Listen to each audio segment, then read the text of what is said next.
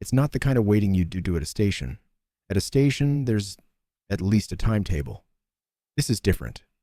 A few thousand meters of atmosphere away, behind the armor of the pods, behind the walls of foreign buildings, they're dying.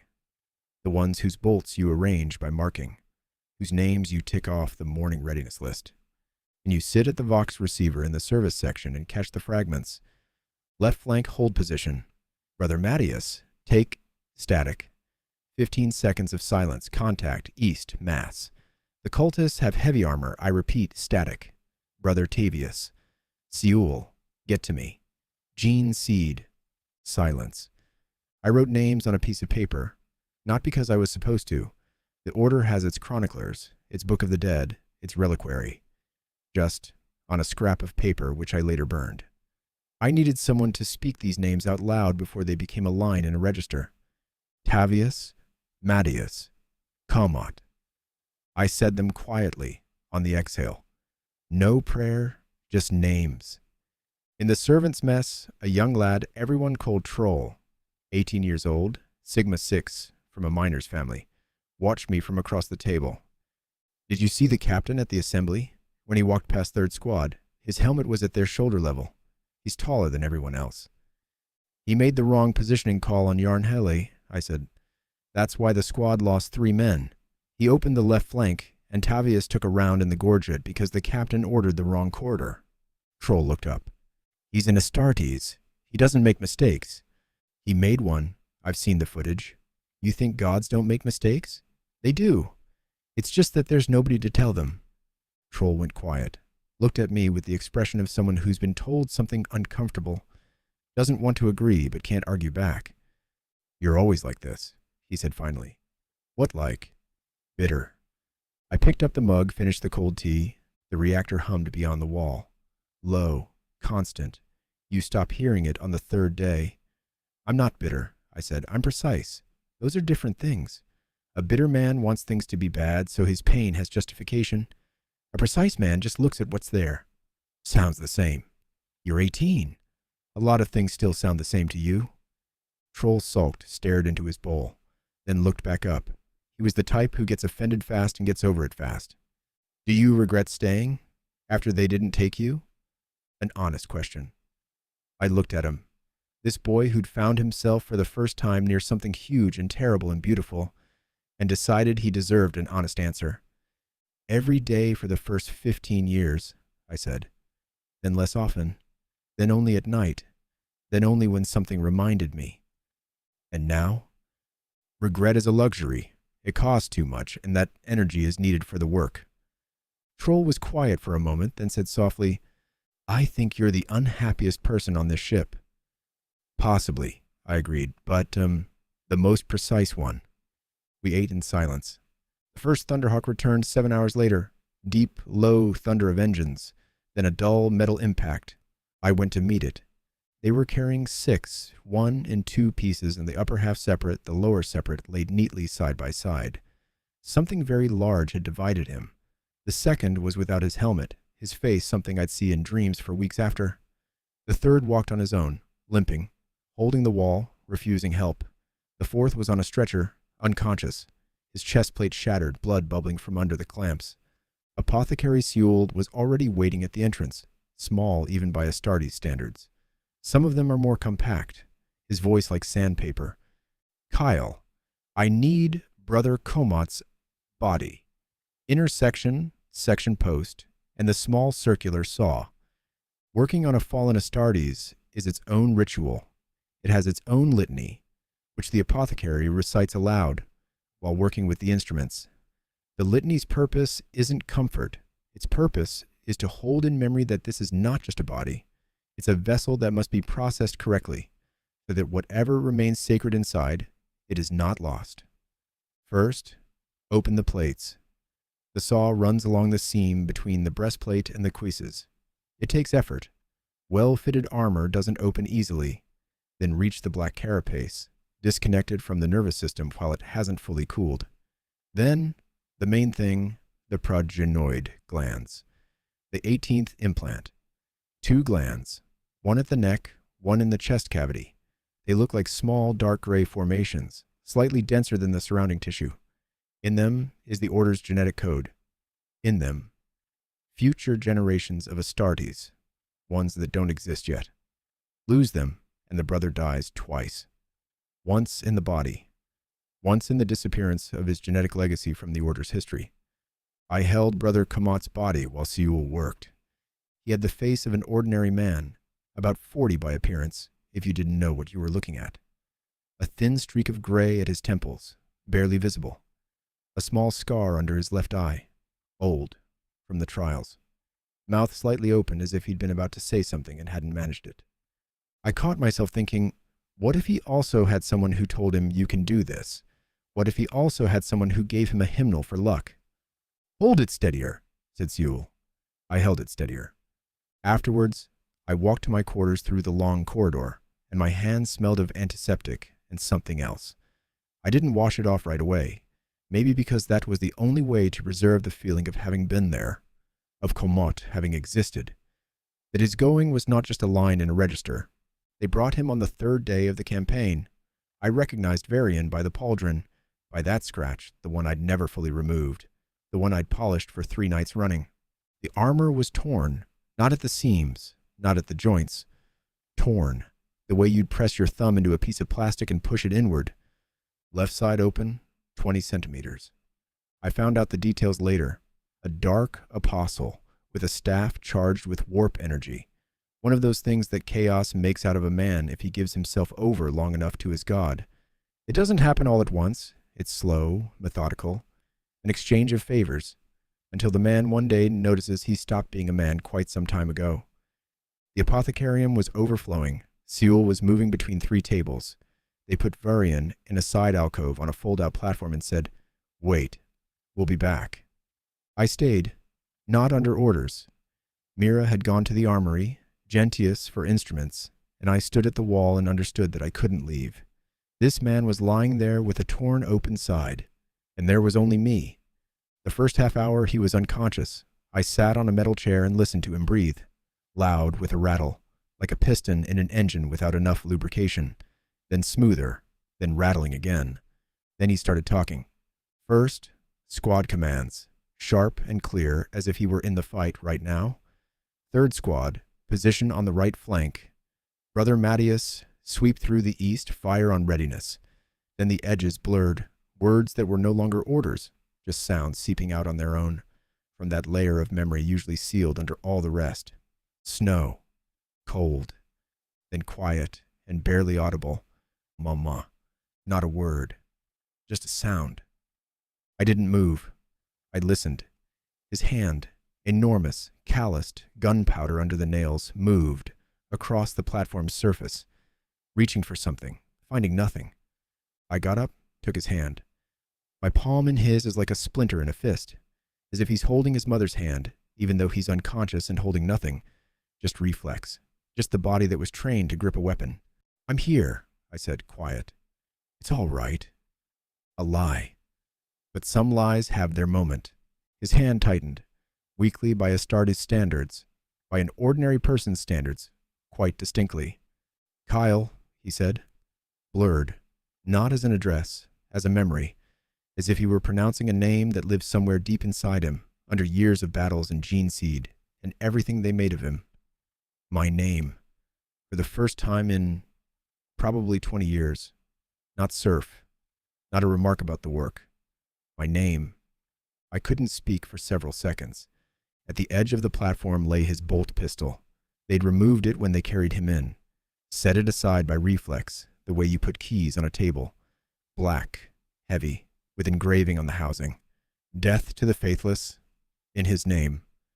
I looked at it for a long time. Longer than I should have. You have honest thoughts at moments like that? The kind you're ashamed to remember in the morning, but which were real. You're lying here, and you're weaker than me. Right now, in this minute weaker. Without the armor, without the implants that doubled your muscle mass. Without the black carapace that makes you something greater than a man. You're a boy from Kurda with a torn side. And you said my name because somewhere deep inside, you still remember who Kyle is. You just can't reach that memory while you're standing straight. In armor, I didn't take the pistol, just adjusted the pad under his head. Found a med kit at the wall, got out the pain relief gel, applied it where the armor had scraped skin raw, around the neck, at the wrists. Not because it would fix anything significant, just because I needed to be doing something with my hands. An hour later, Seul arrived. Go. I went out into the corridor and sat on the floor right there, back against the bulkhead. Metal pressing into those 3 vertebrae. Familiar pain. Behind the wall, the surgical equipment started up, a monotone, businesslike sound of a precise machine. I sat and didn't pray. Just sat and thought about nothing grand. About the practical. That in the morning I need to check the armory. That Brother Lucy's pauldron had a slightly loosened left catch since Jarnhale, and I'd been meaning to tighten it for 3 days. That tomorrow on schedule there's the routine lubrication of the right leg servo motors on 2 terminators from the reserve.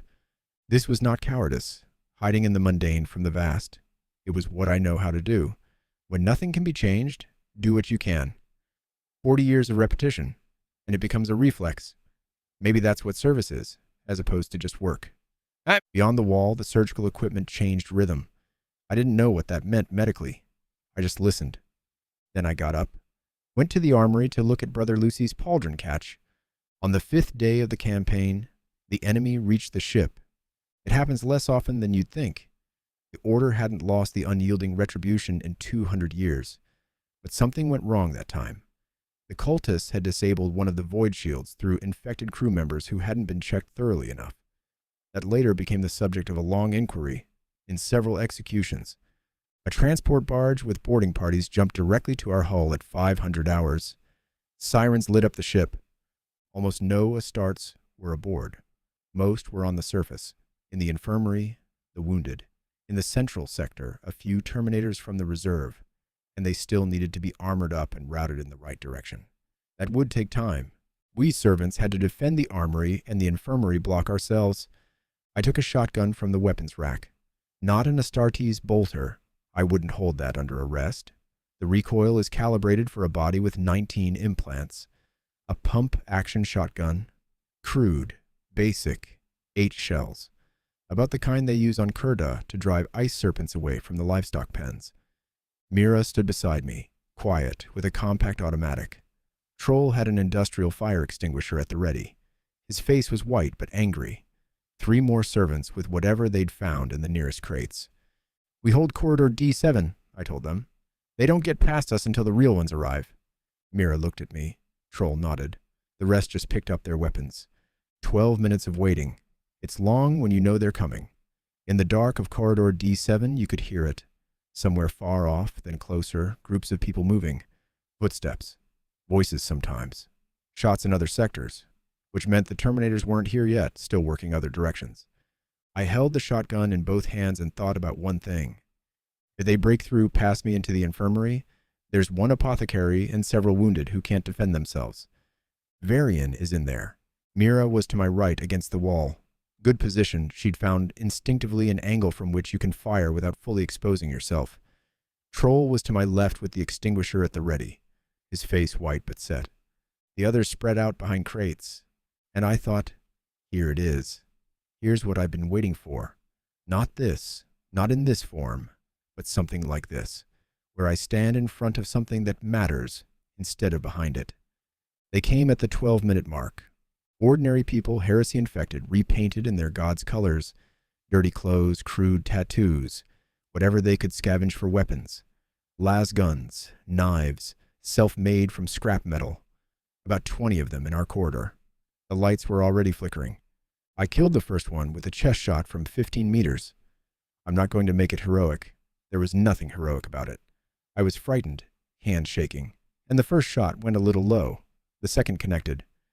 After that, just fragments. The recoil in my shoulder, the smell of powder, someone screaming. Mira beside me, shooting steadier than I was.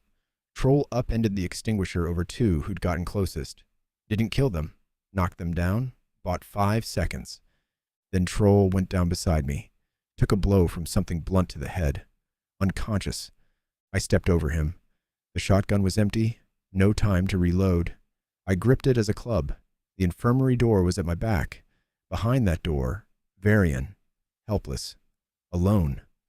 The first cultist reached me, and I met him with the stock in the jaw. He dropped. The second. I turned his knife hand, took a fist to the cheekbone, held on, grabbed the door frame. The third raised a lasgun, and then the corridor filled with light. The spotlights on Terminator pauldrons are their own kind of experience. Wide, cold, blinding, like winter sun on Cerday's snow. 3 figures in heavy tactical armor, each as wide as a wardrobe, each carrying weaponry that occupied a third of the corridor's width. They walked slowly. They didn't need to hurry. Everything in front of them either ran or died. Less than a minute. One of the Terminators stopped beside me. His gaze moved across the empty shotgun in my hands, across Troll unconscious at my feet, across the closed infirmary door behind me. Then he moved on, without a word, not a single word, as if I wasn't there. I stood in the quiet corridor with a split cheekbone and watched them go. Mira lowered her weapon. Her hands were shaking. One of the servants was crying softly, not noticing they were doing it. I crouched beside Troll, pulse even, alive. "Did you see that?" he said a few minutes later, opening his eyes. "The way they moved, like angels." "I saw," I said. "Now get up. The corridor needs clearing." 3 weeks later, the Order concluded the Crimson Peaks campaign. Several cities ceased to exist by methods they don't sing about in the hymns. I found out about this indirectly, because the Astartes returned untriumphant. Quiet. Seul drank alone in his section for 3 days.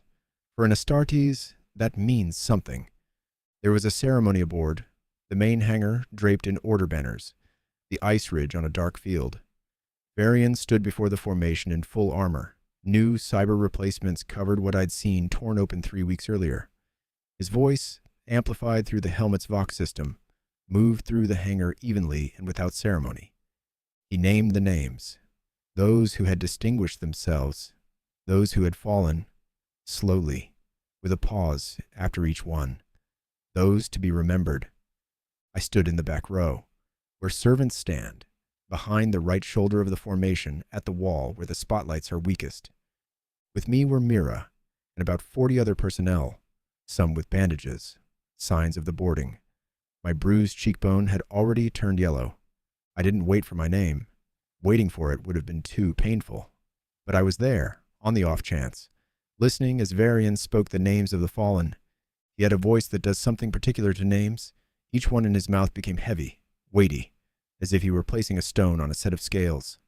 Comat, Tavius, Mattius, 8 others I knew less well but knew, by their bolts, by their habits with their gear, by the scratches on their armor. Names I'd written on scraps and burned afterwards. Now, the captain was speaking them, out loud, for the whole formation. Something in me wanted to resent that, as if he were claiming something of mine. I pushed the feeling down. It was small. I knew it was small and felt it anyway. That's true, too. Varian finished naming the Astartes. A brief pause. The ship's personnel ensured proper functioning of all critical systems under combat conditions. Duty fulfilled. That was all. Next to me stood a young servant I'd never seen before. Must have been from the technical section. He was watching the ceremony with that bright look I knew well from Troll. When Varian finished speaking about the personnel, this boy turned to me and whispered, "He mentioned us. Personnel fulfilled duty. That means us, too." "Yes," I said. "That's good, isn't it?" I looked at him, at his bright eyes, at the way he was standing, just barely on his toes to see better. "Yes," I said again. "It's good. Let him keep that feeling a little longer. Everything else will come on its own in time." The formation began to disperse. I made my way toward Varian. Slowly, because walking against the current of 2-meter armored men isn't straightforward. When I finally got close, I pulled his elbow gently. "Captain," I said. He stopped, looked down. "In corridor D7 during the boarding. I was at the infirmary door. I held the position until the Terminators arrived. I was standing there with an empty shotgun because behind that door—" "Kyle," he cut through me. "Yes." "Before the drop, you handed me assault magazines instead of armor piercing. I discovered it on the position. The first 2 shots on the cultists' light armor didn't respond the way they should have." I opened my mouth, closed it. It could have been critical in a different engagement. It wasn't. But don't make that mistake again. And he walked on. I stood in the emptying hangar, banners above, He hadn't seen me at that door, didn't know I'd been standing there. For him, it was just a sealed compartment that the Terminators cleared in passing, and I'd stood there with an empty shotgun because inside that compartment he was lying unconscious, helpless, calling my name. Mira came up behind me, stood beside me, silent for a long while. I noticed she'd aged these years too, the first lines at the corners of her eyes, the first gray at her temples. We'd both grown old on this ship while they stayed the same. You knew it would be like this, she said finally. I knew? Then why? I thought about it honestly, not for a beautiful answer, just because I had nothing else to give, because I couldn't do otherwise. She nodded, said nothing more. We went to the armory. The armor needed to come off and be cleaned after the ceremony. That's not a question. That's just next on the list. That was 14 years ago. Now, I'm past 70. My hands no longer hold the polishing disc steadily enough. By evening, my fingers curl on their own, like leaves in the first frost. Senior Servant Riddell, one of the few people on this ship who looks at me as a man rather than a named instrument, transferred me to the reliquary, the Order's repository of trophies, banners, and written records. A quiet, cool, almost always empty section. Shelves with the helmets of fallen brothers, crates of captured weapons, sealed cases with documents. My work now? Keep order, do inventory, clean the shelves. Good work, quiet. 3 weeks ago, they sent me a young man. He'd come from Kurda. I heard the accent immediately, the way he swallows the endings. Tall, fair-haired, shoulders slightly asymmetric, the right one a touch higher than the left. He'd passed the trials, made it to the apothecarium, received the first implants. Then his biscopea, the third implant, the muscle, began to reject. It rebuilt half his musculature before they removed it. Now his right arm is almost twice as strong as his left. His movements are asymmetric, and no training will fix that. He will never wear the armor. His name was Fior. He stood before me, staring at the floor, with an expression I had once seen on my own face in a mirror, a mix of rage, lostness, and despair that disguises itself as anger, because anger keeps you straighter than grief does. He was squeezing his fists, the right one harder. Do you know what this is? I pointed at the shelf behind him. 38 helmets with nameplates. I clean them every week. Everyone is a person who did what was required of him, to the end. I don't want to clean someone else's helmets, he said quietly. I know. I found a chair, sat down. My knees don't allow long standing anymore. I was in the lead in the trials, faster than you, in all likelihood. And the apothecary looked at me after the rejection and said, defective material. The way you say it about a broken part. Then I stood for 50 years beside the person I'd stayed in the order for. Stood at a door with an empty shotgun. And that person never once asked what my name was, except when he was delirious after a wound. That sounds like a warning. Those are facts. A warning would mean you have a choice. Fior was quiet. Then he raised his eyes, an angry, alive look, the look of someone who is angry because it's the only thing he has right now. Why did you stay back then? Why didn't you just go home? I took Brother Erlock's helmet from the shelf, the oldest in the reliquary, 212 years old, the Macraga campaign, the Tyrannid wave. 18 minutes alone, 17 confirmed kills on record. I've cleaned it every week for 8 years. I know every scratch. I know where each one came from. Because I was young and reckless, I said, and because my friend was walking forward and I didn't know how to fall behind. That's foolish. Of course it is. Most decisions when you're young and stubborn are foolish, but they determine the whole life anyway. Fior looked at the helmet in my hands. Do you know the story of each one? Each one.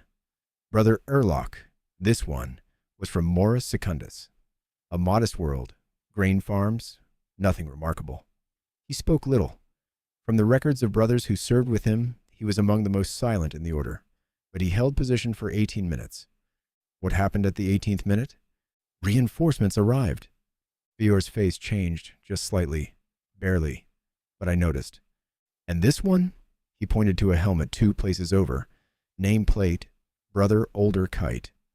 140 years ago, I said. The sole survivor of his squad's destruction. 8 days alone on a hostile planet before they found him. Then he lived another 60 years and died in battle, as he should. Do you know all of this by heart? I read each file. For everyone who stands here, when you're cleaning a helmet, you want to know whose it was. Fior looked at the shelves differently than he had a few minutes before.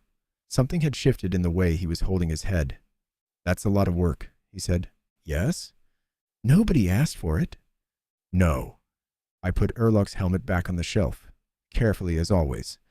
Someone just had to know more about them than what's written in the register. Someone had to remember that they were people before they became something greater. Fior was quiet for a long time, then said softly, Is this what you meant? Your place? Probably. A pause. Listen, I said, the helmet back on the shelf. You're angry. Good. Keep that anger. It'll keep you warm for the first years. Then it'll go quieter. And when it does, be careful. Because silence can be worse than rage. That's when you need to find your own place in the work. Small. Personal. Something that doesn't need to be seen. How did you find yours? Slowly, I said, very slowly. First, I just worked. Then I began noticing details. Every scratch on the armor, where did it come from? Then I started recognizing people by how they wore their gear. Then I understood that I know these brothers differently than they know each other. They see each other in battle, in formation, in prayer. I see them without the armor, in pain, delirious after wounds. That's a different kind of knowledge. Not better, different. And that's enough for you? A long pause. No, I said honestly. It's never been enough, but it's what I have. Fior looked at me, and I could see something shifting in him. Not making peace. Shifting. Redistributing.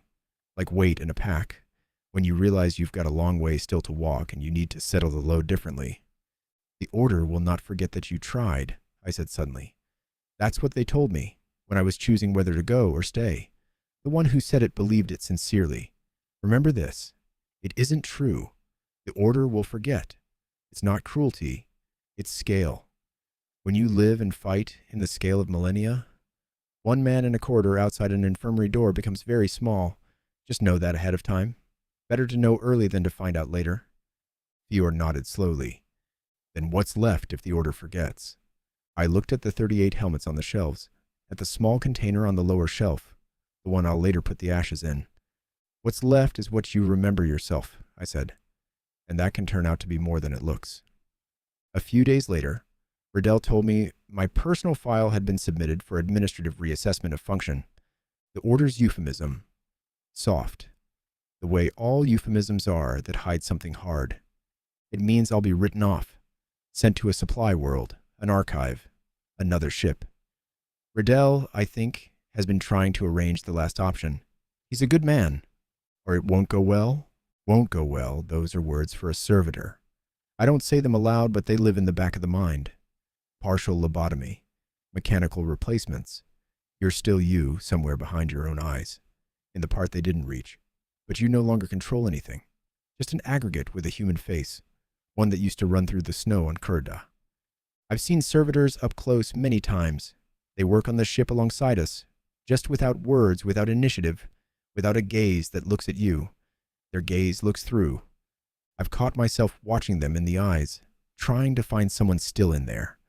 Someone who still remembers what it feels like to be afraid, to be angry, to laugh, to refuse a cup of cold tea just because you don't want it. Someone who still wants something or doesn't want something. They say the oldest servitors sometimes cry. The apothecaries say it's a reflex. Residual neural activity in the limbic system. Residual, meaning there was something that remained. I prefer not to think about it. Not because I'm not frightened. I am. But because thinking about what you can't change is pointless.